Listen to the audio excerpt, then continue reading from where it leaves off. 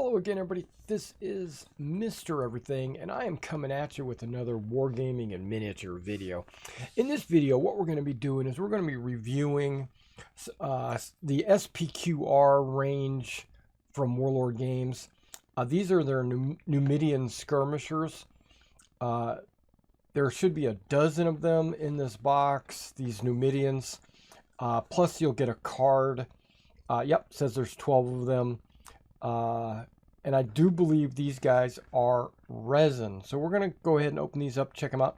It says, although renowned for some of the best light cavalry in the ancient world, Numidians are also adept at fighting as infantry skirmishers. Let's go ahead and open this up. Let's check it out. All right, so when we open this up, it's what do you normally see? Same thing you see with almost all of the SPQR sets. You see the bases, you see a blister, you see some cardboard holding everything in place so it doesn't rattle about inside the box. All right, well, looks like they've given me 15 bases. I'm personally not going to use these bases. These are great, but I'm going to use metal washers because that'll add a little weight to these models. Because the resin models are really lightweight. They have pretty much zero weight. So on the table, you want to have a little extra heft to the model, and that's why I use those metal fender washers. Plus, if I ever need to attach them to a magnet or something, they'll already be on their metal washers. Okay, their spears come. Okay, that's their shields. That's some of their shields. We'll get into that in a bit. Two of these sprues. That's 12 shields. Some of the shields have javelins. That's pretty cool. We'll do a close-up of all this so you'll get to see everything up close. There is the Numidian Skirmisher Squad card, and it tells you that they have a dagger, a javelin, and a small shield for 8 denarii.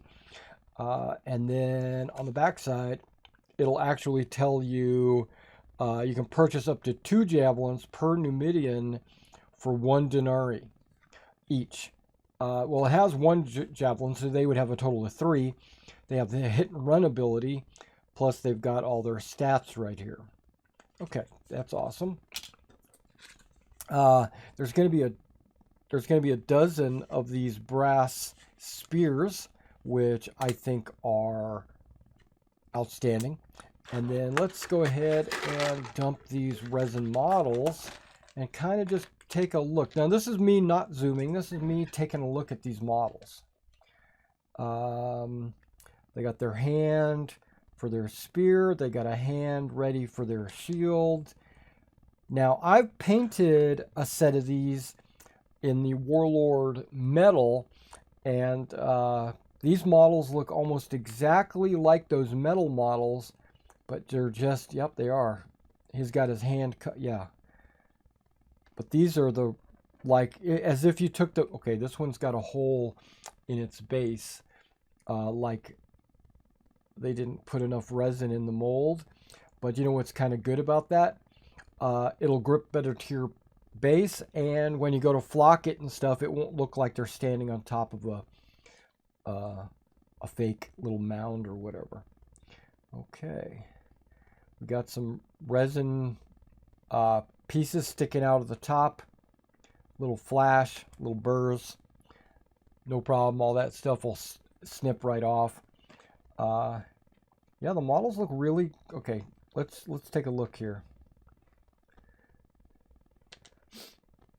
Up. Just trying to see how many different poses there are. That guy's actually a different pose. And then, okay, it's like this has extra resin, and this has a hole in the base, so there's less resin. That's all right. It looks like somebody went through and like snipped off the resin, because you can see where the resin would have been filled in underneath the base, but it looks like somebody snipped it off when they packaged it, probably.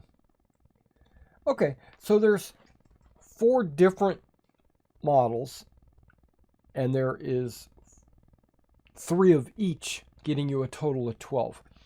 Okay, so let's go ahead and zoom in so you can see what this model looks like. Okay, and I'm going to show you basically just one of each of the molds. Okay, so you got they're pretty much totally naked except for this one tunic that they're wearing.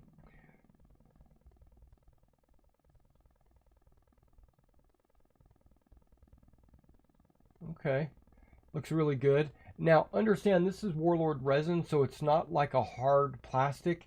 It's actually fairly flexible. You know, you can move these models. You know, the arms move around. And what's good about that is, imagine, you know, if you drop the model onto the floor, it won't break up into a million pieces. Okay, so we took a look at that one. Oh, look at the braids on this. Okay, well, you'll get to see it in the back. But if we look at the front of this model, it's the same thing. They're naked, and that's the base pieces that I was talking about that someone came through and clipped off. But look at the back of this guy. I don't know if I've got it focused very well.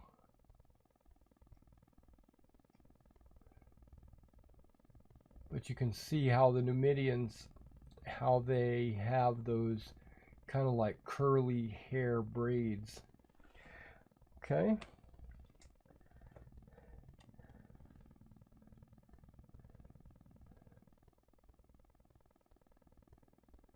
Okay, now it looks like this one had a couple of air bubbles in the molding process.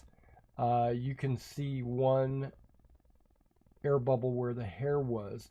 That's not going to be that big of a deal. And then there's one air bubble right there on the shoulder. See that? Where there's a little hole there. But you could fill that with like a little dab of Zap-A-Gap or Gap filler or something like that. Yeah.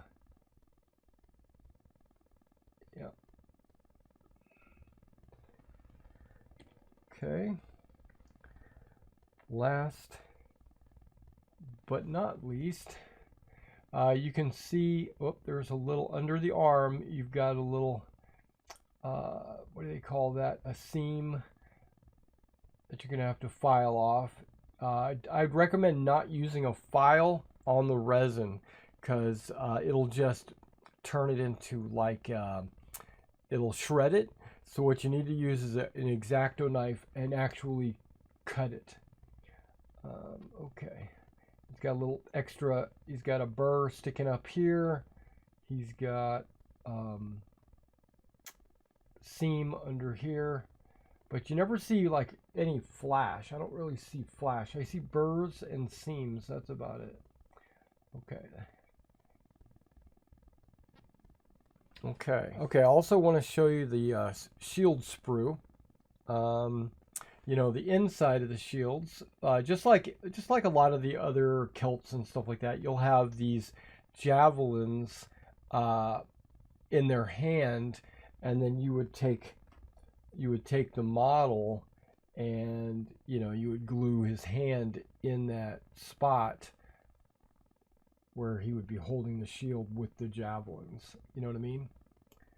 I don't know if that's visible. Okay.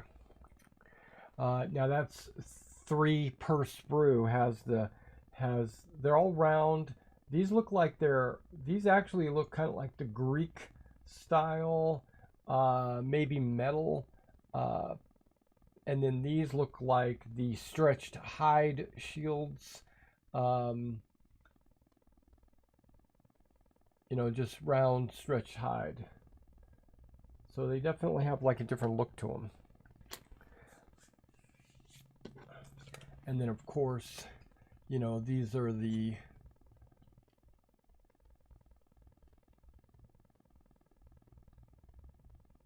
I guess I gotta get closer for it to focus. Yeah, and then those are the spears that you're going to be using. I guess javelin / spears.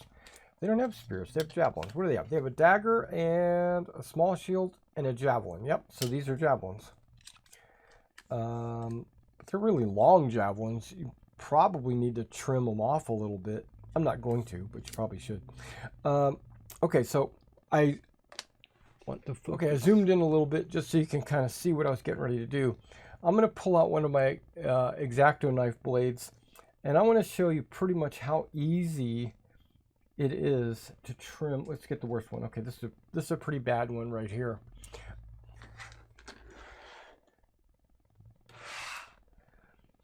Okay, and you got the those three little things on the bottom, and you have your X-Acto knife. And this is one thing I like about the resin. For one thing, I don't have to glue a head on or anything like that. I can just take the models out and pretty much just glue the spears on, and we're good to go. Start painting. They don't even have to be primed. This gray material that the figures are made of holds paint very well, so you don't actually have to prime them unless you want to prime a different color like white or black or something like that. But if you just want to paint, if you like priming gray, then you won't even have to bother priming these. Okay, so let's go ahead and take a look. I want to show you how easy it is to cut this resin.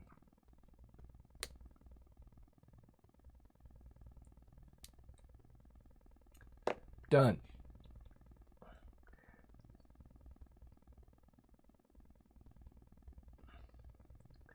It cuts easier than plastic, actually, I think. In my opinion, it actually cuts a lot easier than plastic. And it doesn't, it's easier to control because, I don't know, it seems softer so you can cut easier, and so you won't make any mistakes, if that makes sense. There's a little piece of burr hanging off his hair. I'm just cutting those off. And then there's that little piece sticking out of his finger, very small piece. Okay, now let me see if I can find that model. This is the one. This is actually the model. Good. Remember that underarm, that that line that was under his underarm, right there? Okay. I'm going to take my X-Acto knife and I'm just going to drag backwards on that line.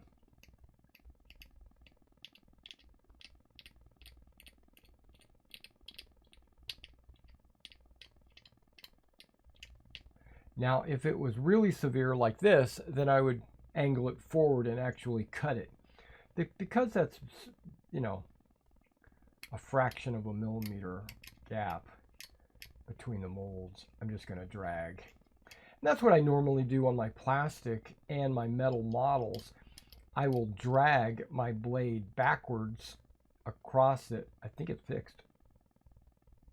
Yep, there's no line there anymore.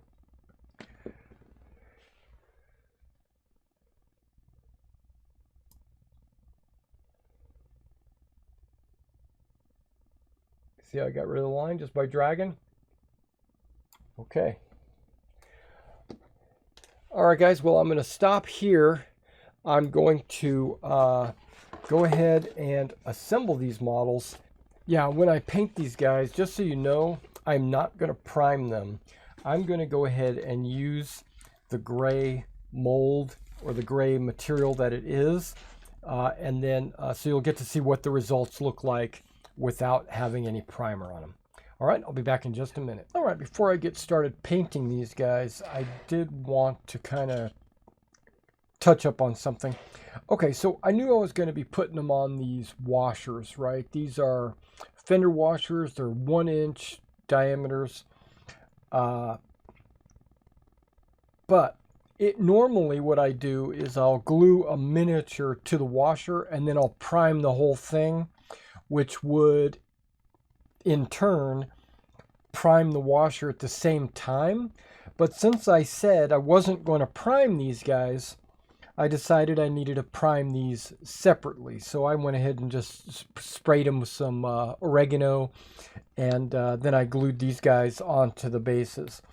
Now, in addition to that, the javelins were bare metal, and I didn't want to paint on bare metal. So what I did was I primed the javelins with a brown primer, and then I also used my snippers here to cut them down. I cut down about 3/4 of an inch off of the spear because it was way too long. I mean, these spears were like this long, so I had to cut them down so that they're not spears anymore. They're more like javelins.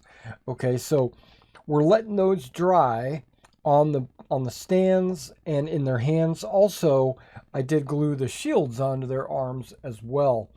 Now, as you know, I use DAP Rapid Fuse. That's my go-to glue. And I was noticing that it didn't want... Normally, when I glue two pieces of plastic together, like a plastic model, it goes boop, done. It's fused together. Or if I get metal and I go boop, done, right? But these guys, when I put the DAP Rapid Fuse on there and then I applied the shields, or even the javelins, or even the figures to the base, the resin doesn't want to, it doesn't cause it to be like a rapid cure. I had to actually hold the pieces together for about 30 seconds or so. And that's exactly what this says. It says 30 seconds, but in practice with all my other models, it's only been about 10 to 15 seconds. But this actually took the full 30 seconds to get a good grip on it, but I'm still giving it an extra hour or so to dry before I start painting. All right, so now after I get these guys painted, let's take a look at them and see what they look like. Now remember, I didn't prime these at all. I painted them straight on top of the resin.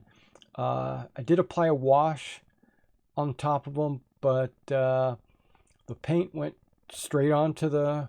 Now, I did prime the spears and I did prime the bases, but I didn't prime the figure itself.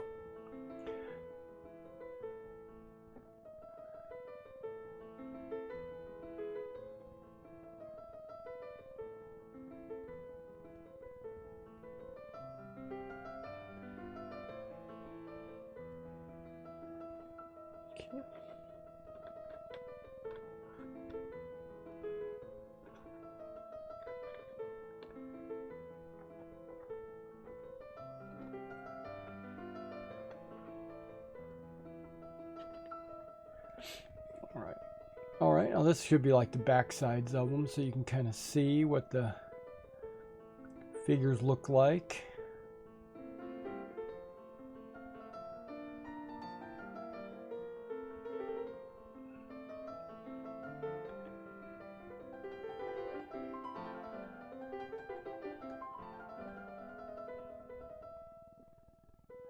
I think these guys turned out really good.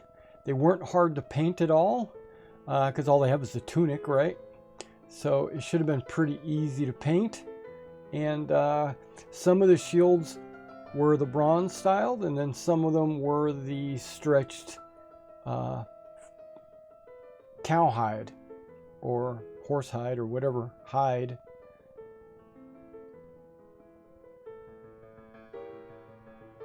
All right, well, thanks for coming out and checking out this review of the Warlord resin SPQR Numidian Skirmishers. And stay tuned to the channel for more, and I'll see you in the next one.